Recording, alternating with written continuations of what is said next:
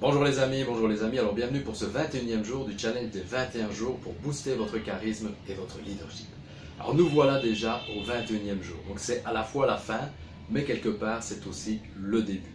Alors en effet, tout au cours de cette vidéo, je vais vous proposer quelques éléments pour pouvoir rester motivé justement et continuer à développer votre affirmation, votre charisme, votre leadership.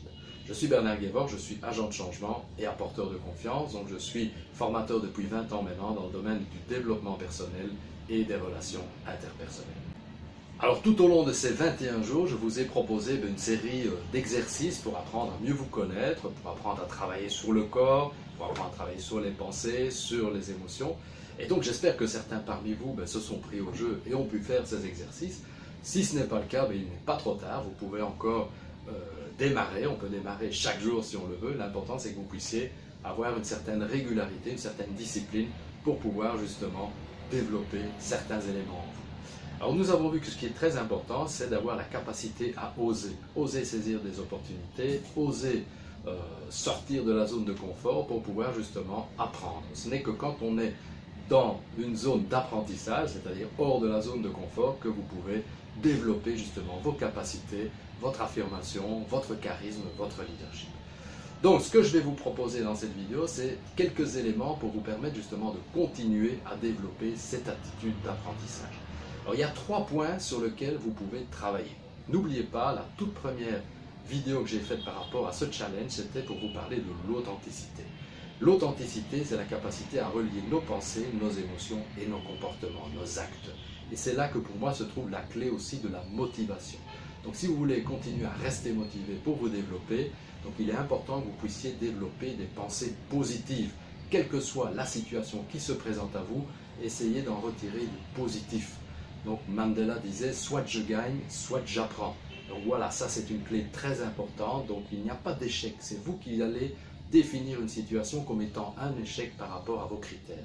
On peut ne pas atteindre l'objectif qu'on s'était souhaité, on peut dire oui c'est un échec, mais quelque part de cet échec vous pouvez apprendre. Et donc ça devient quelque chose de positif qui va vous permettre d'avancer et d'apprendre de nouvelles choses. Donc ça c'est une première clé. Deuxième clé, au niveau des ressentis, des émotions, nous avons vu que nous pouvons court-circuiter la séquence automatique du stress et de la peur générée par notre système nerveux automatique, le système limbique, le système reptilien. Donc vous pouvez le court-circuiter en agissant à différents niveaux, en agissant sur les pensées, justement comme je viens de le dire, mais aussi en agissant sur le corps. Donc vous pouvez, en modifiant votre posture, vous donner une posture justement d'affirmation. On ne se laisse plus abattre, on se redresse, on fait face et on est positif par rapport aux éléments. Et cela, ça va vous permettre de changer votre état d'esprit. N'oublions pas que c'est l'attitude que vous allez avoir par rapport à une situation qui va vous permettre de l'aborder avec le plus d'énergie possible. Alors soit vous vous sentez complètement démotivé, attitude zéro, soit au contraire vous allez vous booster, vous allez vous mettre dans une attitude 10 de motivation pour faire face à une situation. Donc vous voyez que le mental est très important, les comportements sont importants et tout ça pour nous permettre de générer la motivation la meilleure en nous.